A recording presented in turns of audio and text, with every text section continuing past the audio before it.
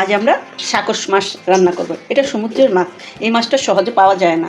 এই মাছটা খেতে অনেক স্বাদ, মনে হয় মাংস খাওয়া হচ্ছে। এর জন্য একটু হলুদ দিয়েছি, লবণ দিয়েছি, সরষের তেল দিয়েছি, একটু শুকনো মরিচের গুঁড়ো দেবো। এটা ভালো করে ধুয়ে নিতে হয়।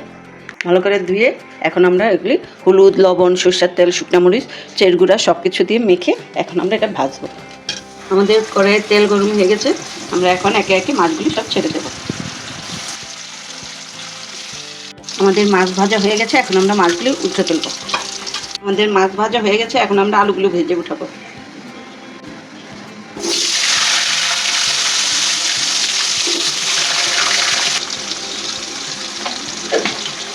দিয়ে আলুটা আমরা ভেজে উঠাবো। জিরে সম্বাদ দেব, এলাচ দারচিনি দেব, দুটো তেজপাতা দেব, সাথে যে পেঁয়াজ কুচিটা দিয়ে দেবো।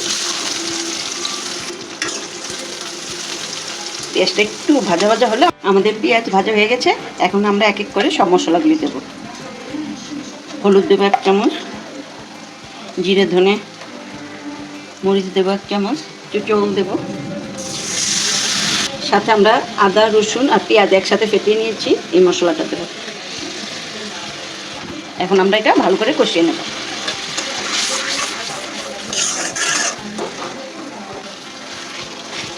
আমাদের মশলা কষে গেছে, এখন আমরা সামান্য একটু টক দই দেবো। এই যে টক দইটা সবটা দেবো না, এর অর্ধেকটা দেবো।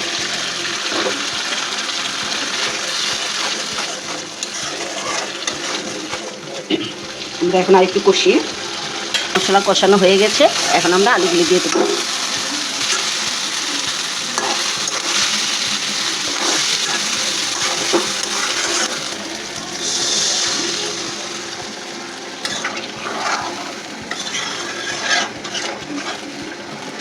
লবণ দিয়ে দেবো, দিয়ে আলুটা সিদ্ধ হতে দেবো।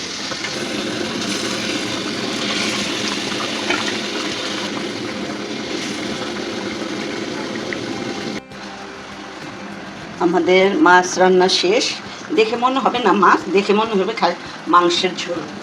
খেতেও অনেকটা এই মাছটা মাংসের ঝোলের মতনই লাগে যদি সেভাবে রান্না করা যায়।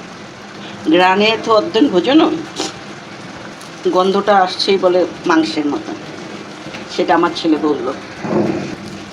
আমাদের রান্না হয়ে গেছে, এখন আমরা নামিয়ে ফেলবো।